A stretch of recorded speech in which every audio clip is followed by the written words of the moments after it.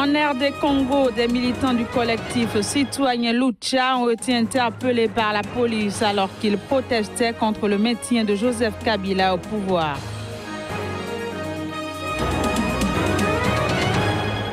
Accusation de corruption contre Idriss Déby. Le président tchadien sort enfin de son silence et dénonce un agenda caché pour déstabiliser son pays.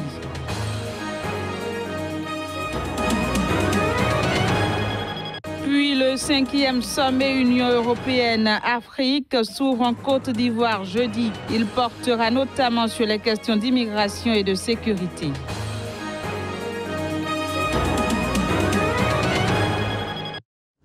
Vous êtes bien sûr Sika TV, bienvenue à toutes et à tous. On démarre cette édition par une note de la République démocratique du Congo où les militants du collectif citoyen Lucha, entendés lutte pour le changement, étaient dans la rue ce mardi à Goma et Butembo pour manifester contre la présence du président Joseph Kabila à la tête du pays et contre celle de Julien Paluku à la direction de la province du Nord Kivu. Ils ont été dispersés par la police, plusieurs manifestants ont été arrêtés. Les précisions à travers ceci.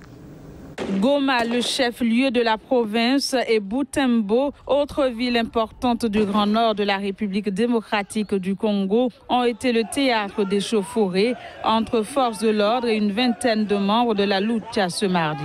Les militants avaient maintenu l'appel à manifester contre la présence du président Joseph Kabila à la tête du pays et contre celle de Julien Paluku à la direction de la province du Nord Kivu, bravant ainsi l'interdiction faite par les autorités congolaises de manifester. Mais la réaction de la police ne s'est pas fait attendre. Les forces de sécurité sont intervenues procédant à l'arrestation des manifestants. À peine dans les rues, ils ont été interpellés par les services de sécurité et aussitôt conduits vers le centre d'instruction de la police situé à Mugunga, à une dizaine de kilomètres de Goma. À Butembo, autre ville importante de la province où était également organisée une manifestation des mouvements citoyens, 2 personnes ont été arrêtées par les forces de police pour avoir elles aussi tenté de manifester contre le pouvoir.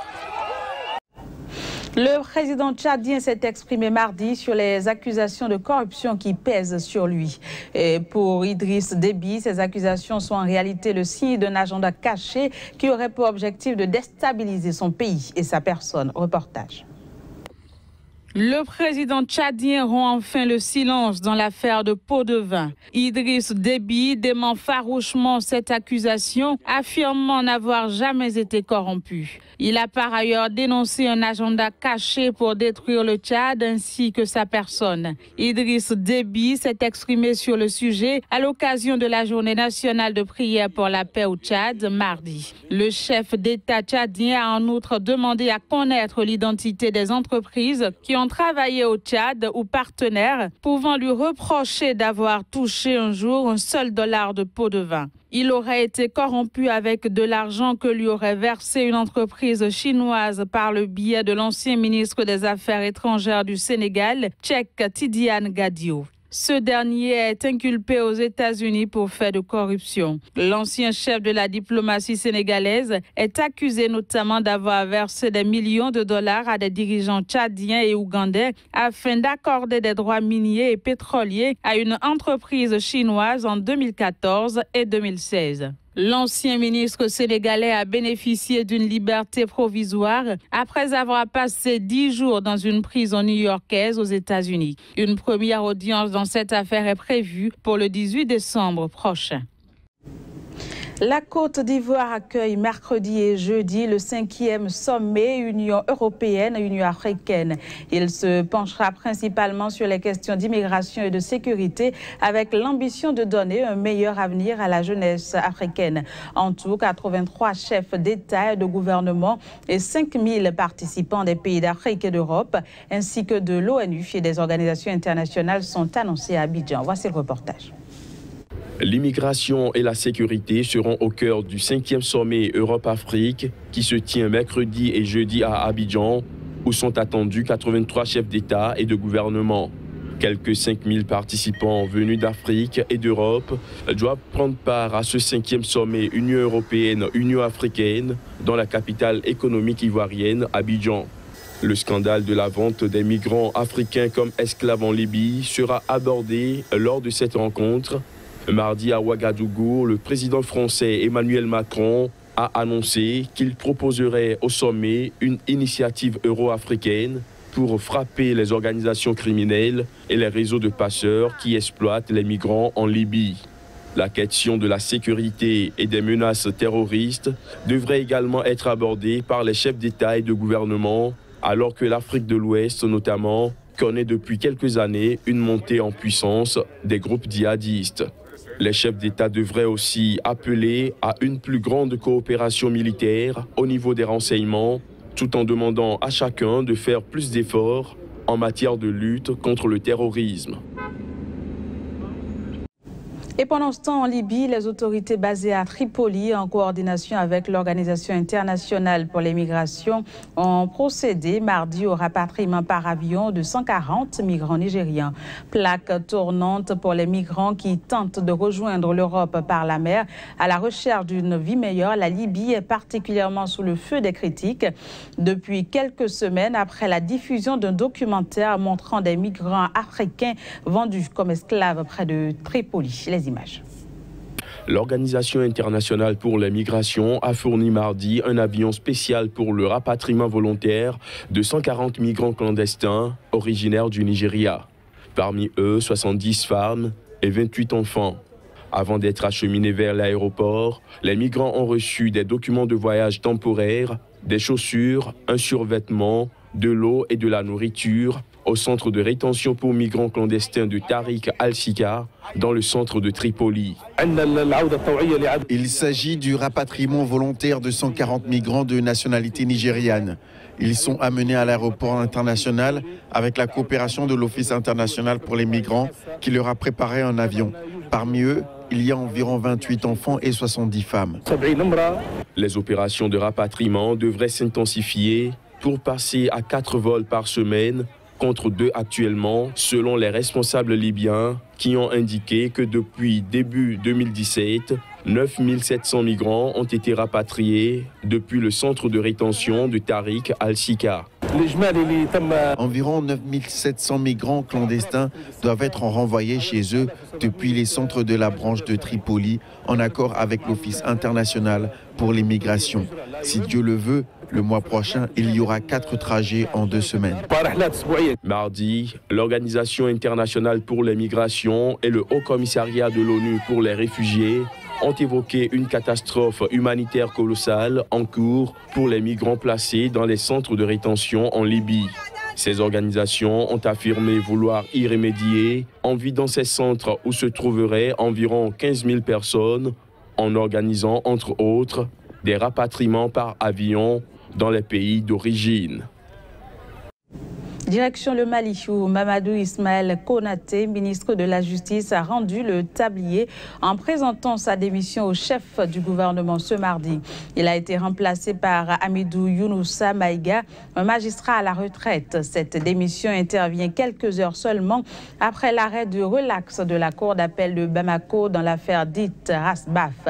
Plus de précisions dans ce reportage. Mamadou Ismaël Konaté, ministre de la Justice, démissionne quelques heures après le verdict de la cour d'appel de Bamako dans le procès de l'activiste malien Mohamed Youssouf Batili, dit Rasbat.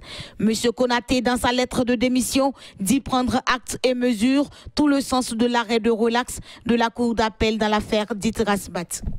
Je note l'attente du régime de passer par un tel chemin vers l'apaisement et l'accalmie. L'ambiance délétère du moment nous conduit à courber l'échine devant les anomalies, à fermer les yeux devant les violations et à accompagner les anomalies de peur des affres, des troubles et des violences de rue.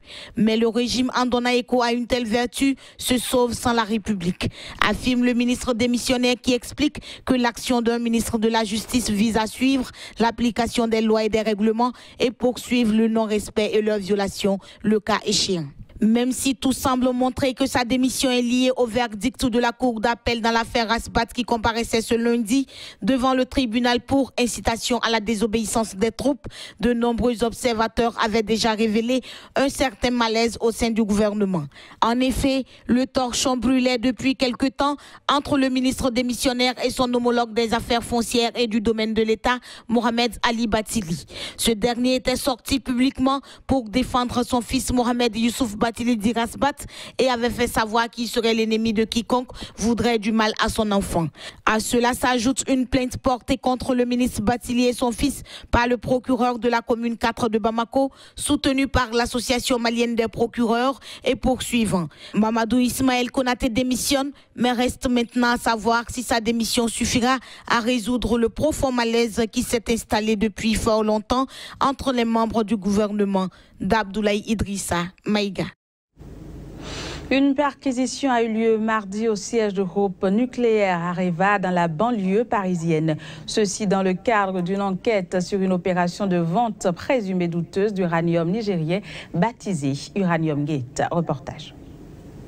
La perquisition a eu lieu mardi au siège du groupe nucléaire dans la banlieue parisienne, dans le cadre d'une enquête sur une opération de vente présumée douteuse d'uranium nigérien baptisée Uranium Gate.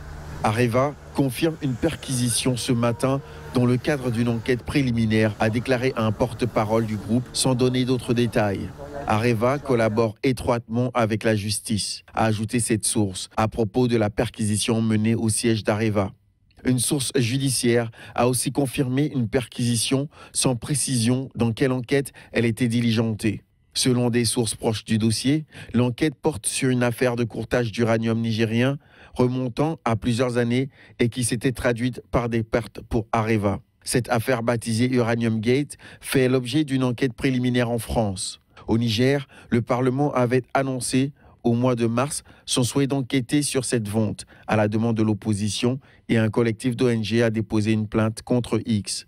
Le journal local Le Courrier a évoqué une série de transactions complexes impliquant plusieurs entreprises françaises dont Areva, russes et libanaises et mis en cause le ministre des Finances nigérien.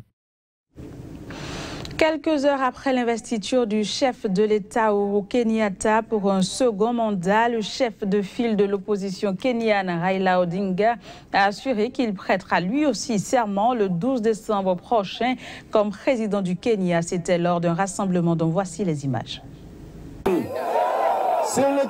Raila Odinga dit ne pas vouloir se laisser faire aussi facilement. Le leader de l'opposition kenyane semble avoir du mal à avaler la pilule.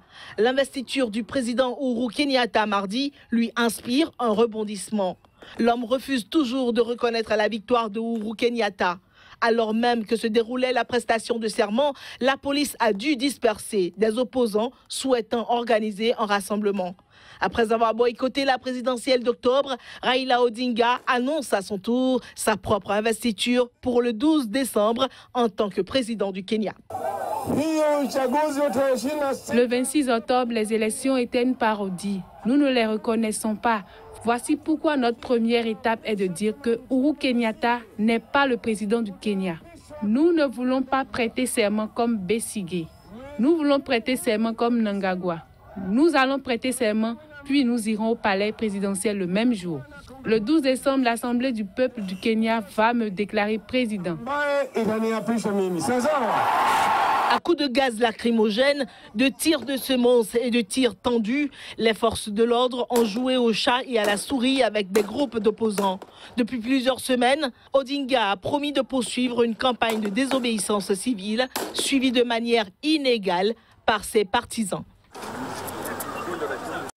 Voilà, c'est sur cette note du Kenya que s'achève cette édition, mesdames et messieurs. Merci de l'avoir suivi. À très bientôt.